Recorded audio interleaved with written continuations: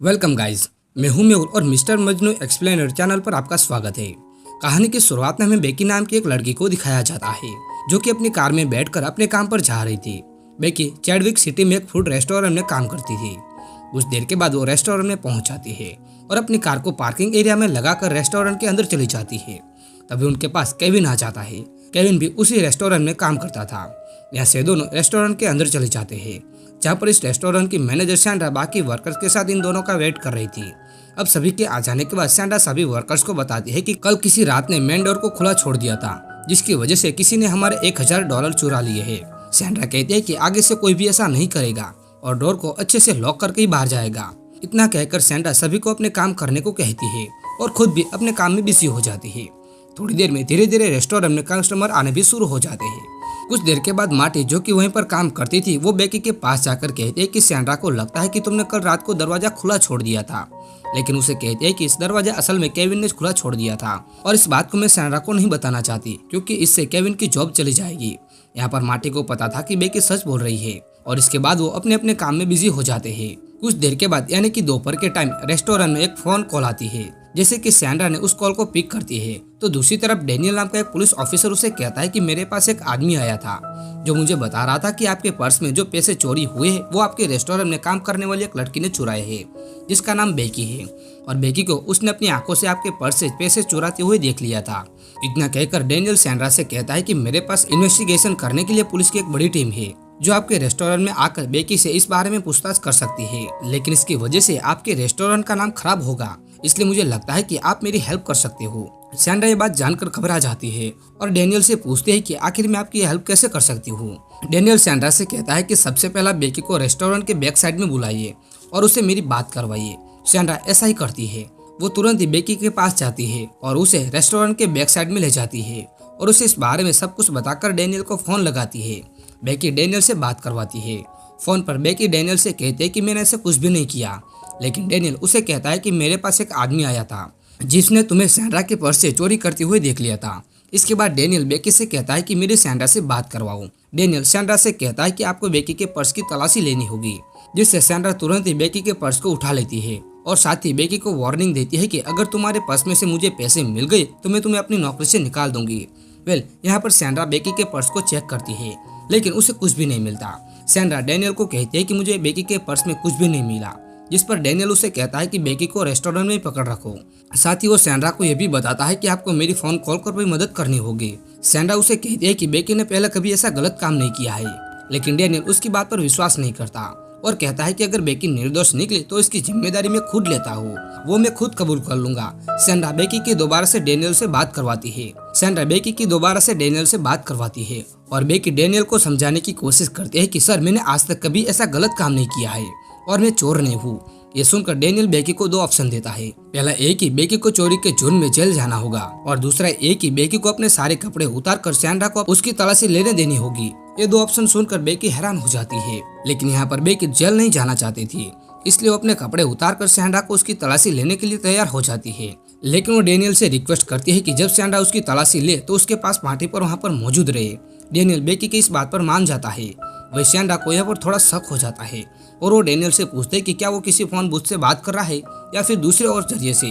वो उसे पूछता है कि क्या तुम हमें देख सकते हो।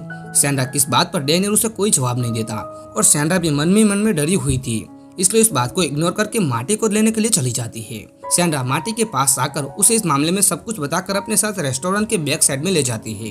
इसके बाद बेकी अपनी तलाशी देने के लिए एक एक करके अपने सारे कपड़े उतार देती है। यहाँ पर सैंड्रा उसके सारे कपड़ों को चेक करती है, लेकिन उसे कुछ भी नहीं मिलता। इसके बारे में वो डेनियल से बात करती है और डेनियल सैंड्रा को कहता है कि आपको बेकी के अंडरगारमेंट्स को भी चेक करने होंगे और मजबूरी के कारण बेकी को अपने अंडरगारमेंट्स भी उतारने पड़ते हैं और वो पूरी तरह से न्यूड हो जाती है। लेकिन वहीं खड़ी मार्टी को ये देखकर बेकी पर बहुत ही ज्यादा दया आ जाती है, इसलिए वो एक एप्रन उठाकर बेकी को पहनने को दे देती है। वही डेनियल सैंड्रा को कहता है कि आपको रेस्टोरेंट के बाहर एक कार खड़ी होगी जिसपे आपको अपने सारे कपड़े रखने देने होंगे, जिन्हें मैं बाद में अच्छे से चेक कर लूंगा। वही सैंड्रा उसकी बताई हुई कार में कपड़े रखकर वापस आ जाती है और वापस आकर मार्टी को वापस काम करने के लिए भेज देती है और डेनियल को कहते हैं कि आपने जैसा कहा मैंने वैसा ही किया है। इतना कहकर वो डेनियल से पूछते हैं कि मुझे भी अब अपने काम पर वापस जाना होगा वरना हमारा धंधा चौपट हो जाएगा। इस पर डेनियल कहता है कि ठीक है, अब अपने काम पर चले जाओ, लेकिन बेकी पर नजर रखने के लिए किसी भी आदमी को बुला लो। अब उसकी बात सुनकर सैंड्रा केविन के पास चली जाती है और उसे इस बारे में सब कुछ बताकर उसे अपने साथ रेस्टोरेंट के बैक साइड में ले जाती है। वो उसे कहती है कि तुम्हें बेकी पर कुछ टाइम तक नजर रखनी होगी। केविन, जो कि बेकी का एक अच्छा दोस्त था, जब वो बेकी को ऐसे बिना कपड़ों में देखता है तो वो गुस्से से भर जाता है और डेनियल को गुस्से में समझाता है कि बेकी चोर नहीं है और ऐसा कभी भी ऐसा गलत काम नहीं कर सकती। वही डेनियल केविन से कहता है कि तुम्हें बेकी की तलाशी लेनी होगी। यह सुनकर केविन को और भी ज्यादा गुस्सा आ जाता है और उसे कहता है कि तुम्हें और कितनी तलाशी लेनी है, अब तो उसने कपड़े भी नहीं पहने हैं। जिस पर डेनियल केविन से कहता है कि तुम्हें बेकी के प्राइवेट पार्ट्स की तलाशी लेनी होगी। यह सुनकर केविन डेनियल को गाली देता है और कहता है कि भाड़ में जाओ तू और तेरी तलाशी। इतना कहकर वो वहां से बाहर जाने लग जाता है और अचानक से वो सैंड्रा से टकरा जाता है जो वहीं आ रही थी। वो सैंड्रा से कहता है कि सॉरी, मैं इस मामले में आपकी मैं कोई मदद नहीं कर सकता। सैंड्रा डेनियल से बात करती है, जहाँ पर डेनियल उसे बताता है कि केविन बेकी पर नजर रखने के लिए सही आदमी नहीं था। डेनियल सैंड्रा से पूछता है कि आप किसी ऐसे आदमी को जानती हो जो कि बेकी पर अच्छी तरह से नजर रख सके, जिसके जवाब में सैंड्रा अपने मंगेतर के बारे में बताती है। डेनियल कहता है कि आपको अपने मंगेतर को इस काम में उसकी मदद करने के लिए बुलाना होगा। यह सुनकर सैंड्रा को अजीब लगता है, लेकिन वो बिना सोचे अपने मंगेतर, जिसका नाम वॉन था, उसे रेस्टोरेंट के बेकी पर नजर रखने के लिए बुला लेती है। लेकिन वॉन काफी नशे में था। वो इस मामले के बारे में सब कुछ समझा देती है और वॉन को बेकी पर नजर रखने के लिए छोड़कर वापस अपने काम पर चली जाती है। वही डेनियल वॉन से कॉल पर बात करता है। वो उसे कहता है कि तुम्हें बेकी को एप्रन उतारने के लिए कहना होगा, लेकिन वॉन भी इतना नशे में नहीं था कि वो इस बात को समझ ना पाए।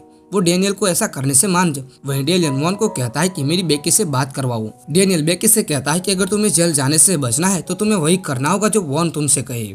आखिरकार बेकी ऐसा करने के लिए मजबूर हो जाती है और वॉन के सामने अपना एप्रन उतारकर पूरी तरह से न्यूड हो जाती है।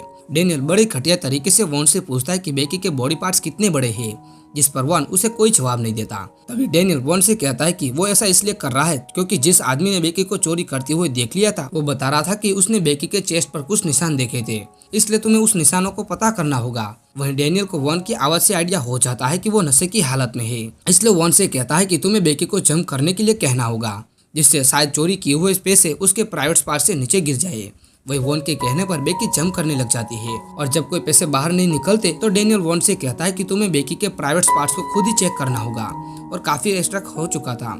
अब ये बात सुनकर वॉन घबरा जाता है, लेकिन वो बेकी की तरफ अट्रैक्ट हो चुका था, इसलिए वो बेकी के प्राइवेट पार्ट्स को चेक करने लग जाता है। वही बेकी भी अब कठपुतली की तरह काम कर रही थी। जैसा जैसा डेनियल उसे करवा रहा था वो बिना कोई सवाल किए करती जा रही थी। अब जब वो बेकी के प्राइवेट पार्ट्स चेक कर रहा था तभी दूसरी तरफ से सैंड्रा उसके पास आ रही थी, लेकिन इससे पहले वॉन ऐसा करते हुए देख पाती वो रुक जाते हैं। लेकिन सैंड्रा को उस पर थोड़ा शक हो जाता है, इसलिए उससे पूछते हैं कि तुम क्या कर रहे थे, जिसके जवाब में वॉन उसे कुछ नहीं बताता। जिसके बाद सैंड्रा डेनियल से बात करके पूछती है, लेकिन डेनियल उसे बड़े प्यार से बात करता है जिससे कि उसे उस पर शक ना हो। इसके बाद सैंड्रा को लगता है कि यहाँ पर सब कुछ ठीक है, जिसके बाद वो फिर से अपने काम पर चली जाती है। उसके जाते डेनियल वॉन से कहता है कि तुम्हें बेकी के बैक साइड पर थप्पड़ मारो। वो ऐसा ही करता है और बेकी को थप्पड़ मारने लग जाता है, जिससे बेकी को काफी ज्यादा दर्द हो रहा था। डेनियल बेकी से कहता है कि तुम्हें एक काम करना होगा, जिस काम को करने के बाद तुम आजाद हो जाओगी और उसके बाद मैं कोई कार्रवाई नहीं करूंगा। डेनियल कहता है कि तुम्हें वॉन के साथ इंटीमेट होकर पूरी तरह से खुश करना होगा। ये सुनकर बेकी पहले तो हैरान हो जाती है, लेकिन वो इस केस से बचना चाहती थी, इसलिए वॉन के साथ इंटीमेट होने के लिए मान जाती है। कुछ टाइम के बाद सैंड्रा उन दोनों के लिए खाना लेकर आती है, जहाँ वो देखती है कि बेकी और वॉन दोनों चुपचाप बैठे थे। इसका मतलब यह था कि वो दोनों इंटीमेट हो चुके थे और अब रात भी हो चुकी थी। वहीं दूसरी तरफ वॉन अपने किए ऊपर बहुत ही ज्यादा शर्मिंदा था और अब उसका नशा भी काफी उतर चुका था। वो बेकी से नजर नहीं मिला पा रहा था। बेकी को देखकर उसे कुछ समझ नहीं आ रहा था कि आखिर यहाँ पर क्या हुआ है। तब सैंड्रा डेनियल से कॉल पर बात करती है तो डेनियल उसे बताता है कि वो काफी थक चुका है, इसलिए उसे घर भेज दो। जिसके बाद वॉन घर चला जाता है और कार में बैठकर अपने दोस्त को कॉल करके अपने घर बुला लेता है और उसे सब कुछ बता देता है कि उसने नशे की हालत में किसी के साथ बड़ा गलत काम किया है और अब उसे अपने किए पर बहुत ही ज्यादा पछतावा हो रहा है। वहीं उसका दोस्त रेस्टोरेंट की बैक साइड में बैठ गया था और वो दोनों देखते हैं कि पूरे रेस्टोरेंट में कैमरे लगे थे, मतलब कि जो भी वॉन ने उसके साथ गलत काम किया था वो सब कुछ रेस्टोरेंट के कैमरों में रिकॉर्ड हो चुका होगा। वही सैंड्रा बेकी के बारे में सब कुछ बताकर उसे कुछ देर के लिए बेकी पर निगरानी रखने के लिए मना लेती है और उसे बैक साइड पर बेकी पर निगरानी रखने के लिए छोड़कर अपने काम पर वापस चली जाती है। जिसके बाद डेनियल जब हेराल्ड से बात करता है तो हेराल्ड को वॉन ने जो भी बेकी के साथ किया था वो सब कुछ बता देता है और फिर हेराल्ड को भी कहता है कि तुम्हें भी बेकी के साथ इंटीमेट होना होगा। अब यह सुनकर हेराल्ड तुरंत ही सैंड्रा के पास आकर उसे सब कुछ बता देता है कि डेनियल ने वॉन के बेकी के साथ क्या क्या करवाया है और अब वो मुझे भी बेकी के साथ ऐसा गलत काम करने के लिए कह रहा है। इतना सुनते ही सैंड्रा को अब यकीन हो जाता है कि डेनियल कोई पुलिस ऑफिसर नहीं है। वो तुरंत पुलिस को कॉल करके उन्हें सब कुछ बता देते हैं। पुलिस सबसे पहले सवाल जवाब करती है और जब पुलिस बेकी से पूछते है कि तुमने डेनियल को ऐसा करने से मना क्यों नहीं किया, तो बेकी कहती है कि मैं बहुत ही ज्यादा डर गई थी और मैं इस मैटर से आजाद होना चाहती थी। इसके बाद पुलिस की इन्वेस्टिगेशन शुरू हो जाती है। वो अलग अलग शहरों में कॉल करते हैं जहाँ से उन्हें पता चलता है कि ऐसी घटनाएं पहले भी कई जगहों पर घट चुकी है। वहीं पुलिस को डेनियल के नंबर से उसकी लोकेशन के बारे में पता चल जाता है, जहाँ पर जाने से उन्हें पता चलता है कि डेनियल असल में एक टेली मार्केटर है और वो उसे जुर्म की सजा देने के लिए पकड़ लेते हैं। वहीं पर हमें बेकी को दिखाया जाता है जो कि अपने साथ हुई हादसे के चलते कोर्ट में केस कर देती है और कानूनी कार्रवाई के बाद उसकी जॉब से निकाल दिया जाता है और साथ ही उस पर फाइन भी लगाया जाता है। कुछ दिनों के बाद उसका इंटरव्यू लिया जाता है जहाँ पर वो बताते हैं कि रेस्टोरेंट का नाम बदनाम न हो इसलिए मैंने सब कुछ किया था और इसी तरह से बेकी कभी निर्दोष साबित न हुई। और इसी के साथ ही ये कंप्लेंट्स मूवी यहाँ पर समाप्त हो जाती है। अगर वीडियो अच्छा लगा हो तो वीडियो को लाइक करके शेयर करना ना भूले और आगे ऐसे वीडियोस देखने के लिए हमारे यूट्यूब चैनल को जरूर सब्सक्राइब कर लीजिए।